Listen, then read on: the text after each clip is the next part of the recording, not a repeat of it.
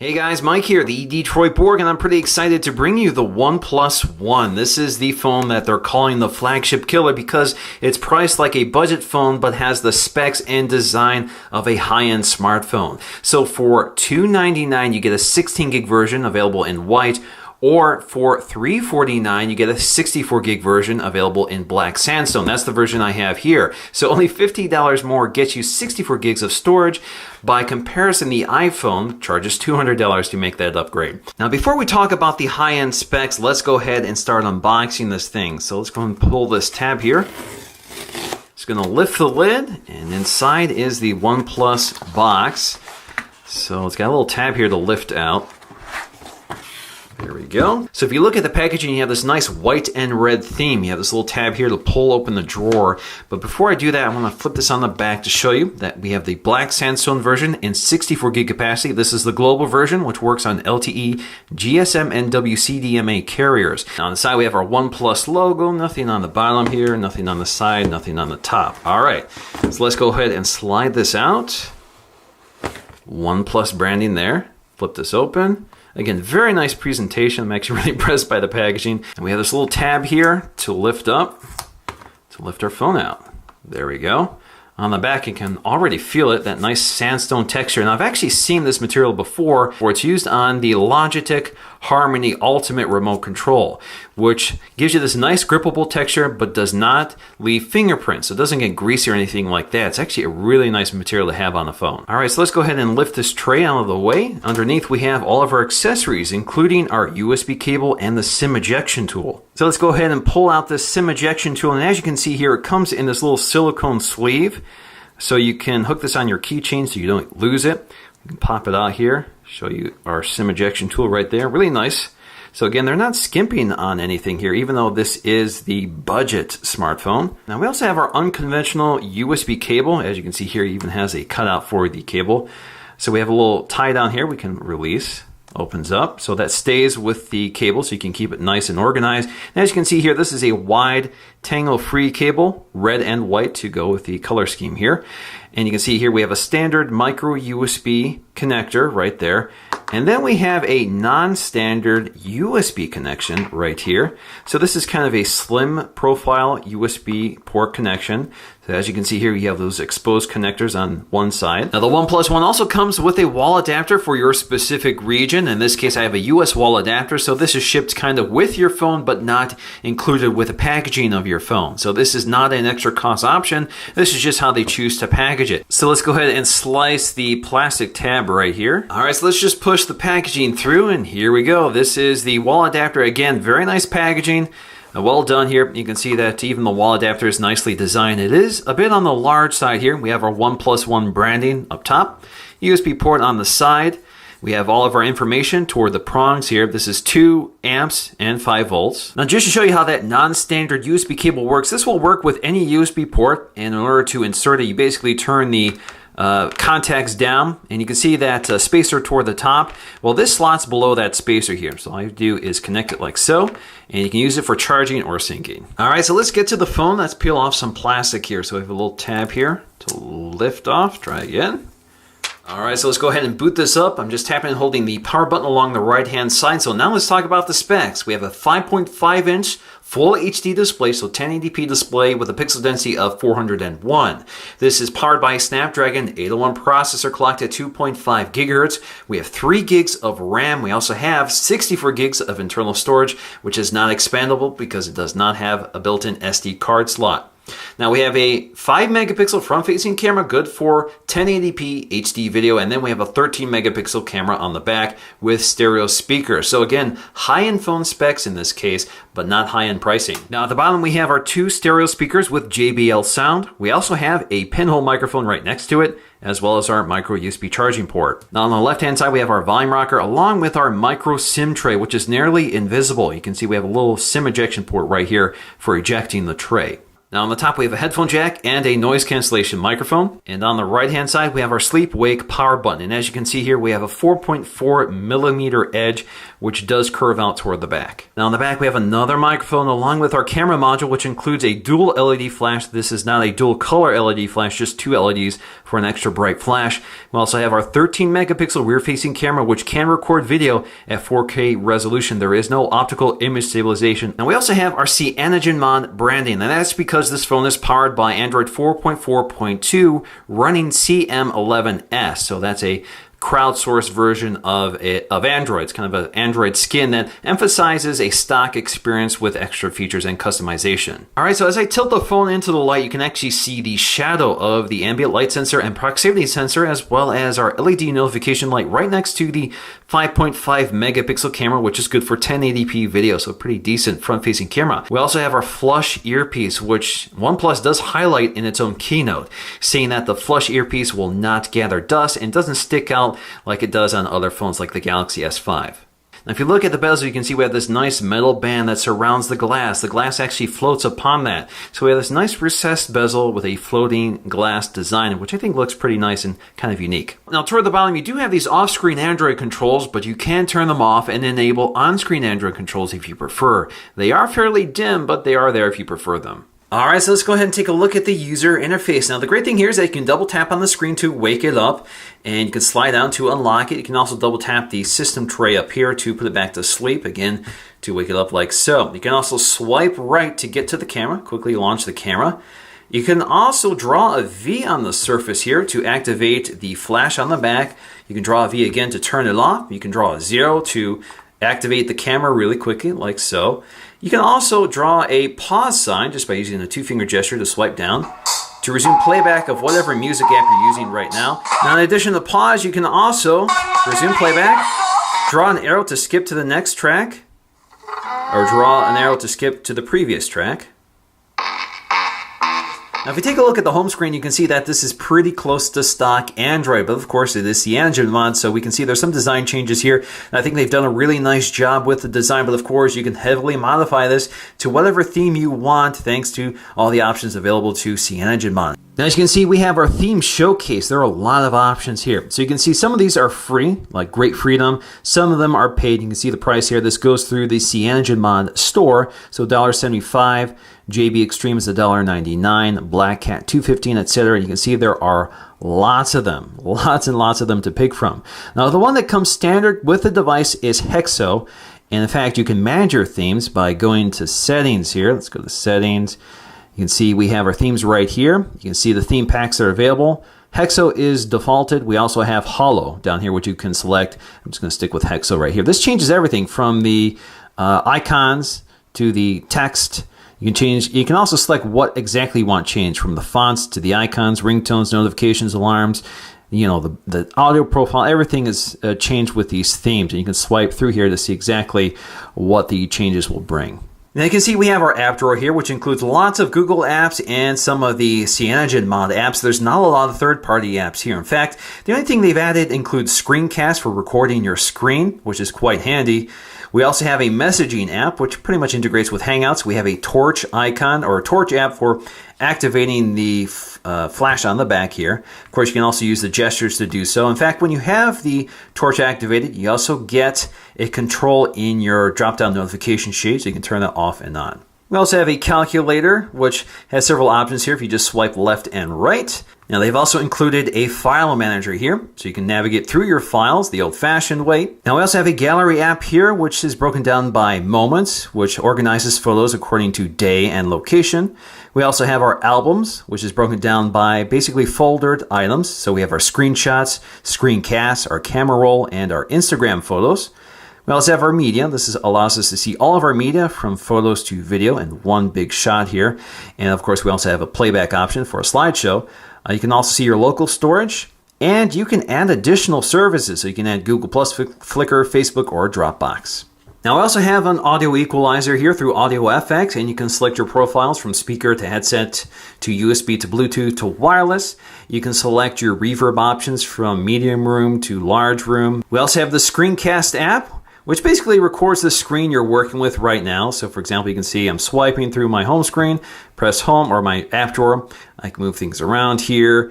And if I swipe down now, I can stop recording. Basically records the screen you're working with. So it's recording both the audio as well as the screen. Press home or my app drawer. I can move things around here. And if I swipe down now, I can stop. So as you can see here, I can move my app drawer icon around. If I go to my app drawer here, if I press my menu button here, I have several options here. I can change my scrolling effect. So I can do rotate down, cube in, cube out, and you can see all of the available options kind of cycle through for you when you select them. I can also sort your apps by title, launch count, and install time. And you can also quickly jump to your settings panel. From the home screen, if you press the menu button, you get to your wallpapers, your widgets, or to settings. You can also change the scrolling effect just like you can in the app drawer. You can also tap and hold on the screen to get to your home screen editor, and you can change which one you want to be the default home screen. So we have the standard default home screen, and if we want to change it to that, just select it, and there we go. Now, if you want to add additional home screens, basically drag and drop an icon off the screen. So for example, let's go ahead and drag and drop Drive to a new home screen. There we go, creates another home screen for you. Now, in terms of the off-screen Android keys, if you tap and hold on the home button, it takes you to Google Now, but of course you can customize this under settings, and I'll show you that. You have your back button and your menu button. Menu button will basically take you to whatever menu controls you have for the specific location you're in or whatever app you're in. So for example, if you're in Chrome, if you tap that, it takes you to your menu options. Now, if you tap and hold on that menu button, it takes you to your recent apps. You can swipe them out of the way to close them or jump to them to get to the app, and of course you have a clear all function in there as well. Now, if you prefer on-screen Android controls, we can go to settings right here, and we can go to our buttons right there and enable on-screen nav bar. Now, if we enable this, you can see some of the screen is now taken up by those Android controls. So you can see they're transparent on the lock screen or home screen. If we go to an app, you can see it does take away some space. Now, if you tap and hold the power button along the side here, you get to the expanded desktop option. So when you enable expanded desktop, it fills up the screen here. And in order to see those buttons again, you just swipe up to get access to them. Same with the status bar up top. Now, by default, if you swipe down on the right, you get to your quick settings panel. If you swipe down on the left, you get to your notifications. This is pretty familiar to a tablet interface.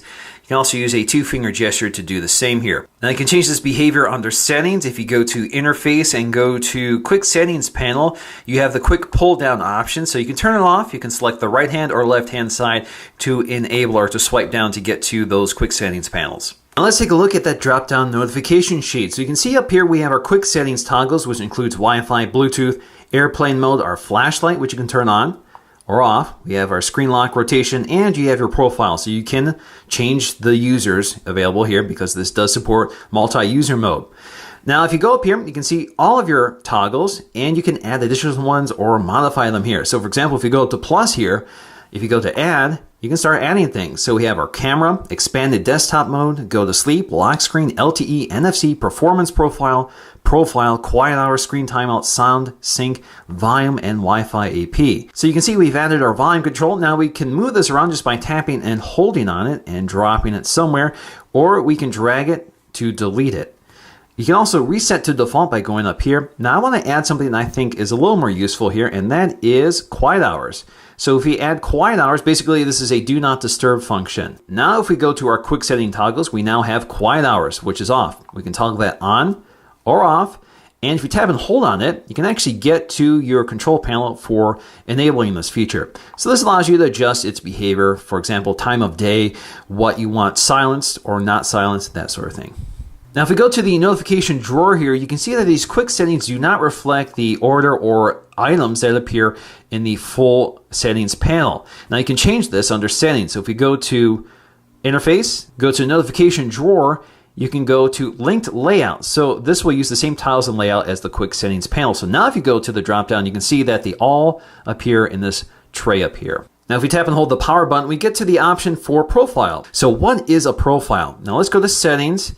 Right here, if we go down to personal, we have profile modes, which are enabled right now. So if we tap on this, we get to these profiles, which we can adjust. So for example, when you're in work mode, you may want to disable some of the notifications, or you may want to change your ringtone for work as well. Now you can also add additional profiles here. So for example, you can add a meeting mode as well. Now at the bottom of the profiles, you can see we can delete it or we can select a trigger to activate that profile. So for example, you can see that I have my Gear Live connected. Right now that's not set to trigger it, but I could if I want. Same with sync in my car. So for example, if I'm in the automobile mode, I can use sync to trigger the profile for automobile. So for example, let's go to automobile mode. Let's go to our trigger here. Let's go ahead and select sync.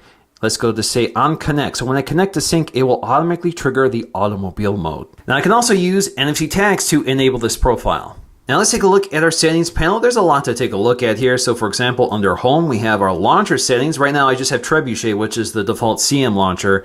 Of course, you can also go to settings to adjust some of the behavior of this launcher. And of course, you can add additional launchers and select which one you want to be the default launcher. Under lock screen, we have interesting settings, including button actions. So under button actions, I've enabled home unlock. So basically all I have to do to unlock the device is tap and hold the home button, which is very useful. You can also change how the clock widget displays information. So for example, we have clock and alarm, the weather panel, calendar events. If you tap on these, you get additional controls as well. Under interface, we have things like status bar. So for example, we can show the clock in the status bar or disable that. So as you can see here, the clock disappears and reappears. Battery status style, so you can have icon in portrait, which is the standard battery icon. We have icon in landscape. We have the circle, which is actually the default icon. And then we have text, which I prefer here. Now you can also enable brightness control. So this will allow us to swipe across the status bar to change brightness of the display. Now also useful is show notification count. So it will display the number of pending notifications for a specific app. This is particularly useful for email. Now let's take a look at the camera app, which again is pretty close to stock Android. So we can take a photograph, we can tap anywhere on the scene to focus and adjust exposure.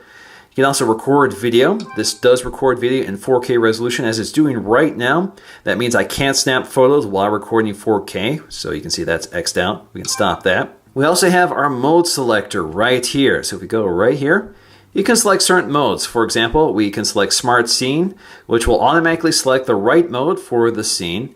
Or you can manually select the scene mode you want. So slow shutter, action shot, backlit, beach mode, candlelight, etc. You also have HDR right here, so if you want to enable HDR mode, you can do so. You can also switch between the front-facing and rear-facing camera like so, and you have additional controls right here for settings. So you can see the size is 13 megapixels. You can also change the quality of the image, so I have it set to 100%. You can also select your slow shutter speed. You can do auto half a second, 1 second, 2 second, 4 second, or 8 second. Of course, you'll need a steady hand or tripod for that. Under video, we have our 4K option here. So you can see we have 4K UHD, but we also have 4K DCI, or you can do 1080p, 720p, 480p, or WVGA. We also have time lapse, which gives us lots of options. So if we enable this, you can see we can select all the way from 0.5 seconds to all the way up to 24 seconds, or we can select minutes, or we can select hours. You can see there's lots of options here. You also have your video codec, H.264 or 263 or MPEG-4. We also have our audio codec right here, AMR, NB, or AAC. Now if we swipe to general, you can enable use of the power button for shutter release, the volume button for zooming, and you can switch to left-hand orientation. Now in terms of 4K video recording, the results are pretty decent. I'm actually impressed overall by its performance, but I did run into a substantial issue, and that was overheating. When it was recording 4K video for extended periods of time, up to 5 minutes, it began overheating the device, and at that point, the frame rate of the video recording would drop, which caused some problems. And I can actually feel just how warm the device got while recording 4K video. Now this is not uncommon while recording 4K. I actually ran into this with the LG G3 as well. So there's a lot of demands on the device when recording 4K, and this is no exception with the OnePlus One. Now I'm really impressed by the camera quality. Again, 13 megapixels with a 6-segment lens. That's very similar to the specs on an iPhone. So you get pretty high-end camera specs, and the results do show it. So you see pretty good color reproduction, focus is sharp and accurate, and you see a good balance between the lowlights and highlights of an image. So things look pretty balanced. You're able to get pretty foolproof images out of this phone without tweaking the settings. So definitely impressed overall by the camera quality. Now its weakness, like a lot of high megapixel cameras, is just low light performance. There's no optical image stabilization, so sometimes it's hard to get a sharp image, and it's a pretty grainy image with overexposure and that sort of thing. The flash is pretty bright, does a pretty good job illuminating the scene, but it isn't the most accurate color flash. The software seems to do a good job balancing out the green color of the flash in most images, but it's definitely not the best flash out there. A lot of flashes are using dual tone, but that isn't the case with this phone. Alright guys, Mike here, the Detroit Borg, testing out the front-facing camera of the OnePlus One. Again, 5 megapixels, good for 1080p video at 30 frames per second. So that's a pretty high-end camera for a front-facing camera, which is now becoming the norm on higher-end smartphones. But of course, the OnePlus One is priced like a low-end smartphone. So again, pretty impressive specs here on this camera. Now, the OnePlus and the LG G3 have the same 5.5-inch screen size, but of course the LG G3 is more compact and has a higher resolution display. This is a QHD display versus the 1080p here on the OnePlus. Both displays look excellent, but of course the LG G3 has a lot of resolution to work with. Of course, you can see the LG G3 is a lot more compact, but it doesn't give you the option for off-screen Android controls, which, as we can see here, are actually very useful in the OnePlus case. Now, because the OnePlus is so lightweight with that grippable texture on the back, it actually feels very comfortable to handle. I don't find this too big at all. I actually love the way this phone feels. Now, there is that rumored 5.5-inch iPhone, which has that same screen size of the OnePlus here, but you can see that the rumored 5.5-inch iPhone 6 is quite a bit taller than the OnePlus. But of course, the iPhone, as it likes to be, is thinner than the OnePlus. Now, just to give you some idea of the size comparison between this and the very popular Galaxy S5, again, you can see that this 5.1-inch display is still dwarfed by the 5.5-inch display here. But of course, this is Super AMOLED. In this case, this is also the Galaxy S5 Prime, so this is a QHD display as well, just like the LG G3. But again, you can see this is a much more compact phone overall. Now, in terms of performance, both the LG G3 and the OnePlus have very similar internal specs. They have a Snapdragon 801 clocked at 2.5 gigahertz. They both have 3 gigs of RAM, and they both have the same GPU, the Adreno 330.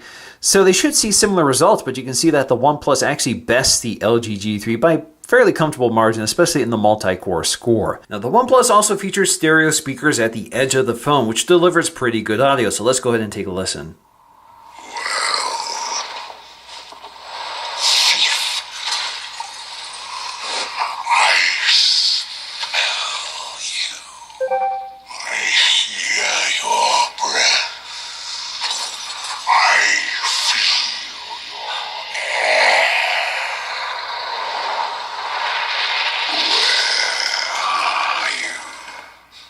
I'm pretty impressed by this LCD IPS display with a pixel density of 401. Really sharp display, text looks excellent here, and the whites are crisp and clear. Blacks are pretty dark, although not up to OLED standards, but they're pretty dark, and colors are not oversaturated. They're not as bright or vivid as you might see on the GS5, but they definitely look a little more accurate. Definitely an excellent display overall.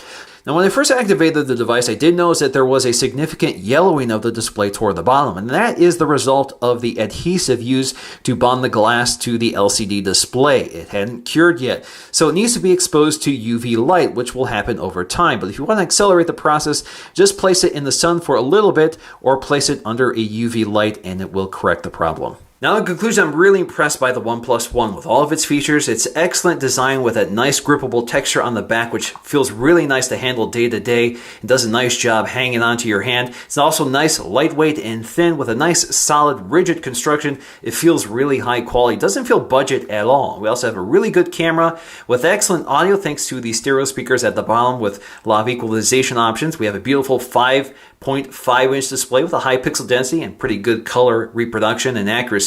And since we're running CyanogenMod, which is pretty close to stock Android, it runs quickly, it's very battery efficient, and it gives you lots of options without giving you a heavy, ugly skin. So definitely impressed overall with the packaging of this device, the pricing, the features, and the design. So without a doubt, the OnePlus One is a huge home run for me. So that's going to do it for me in this video. Thanks for watching, and I'll see you again in the next video.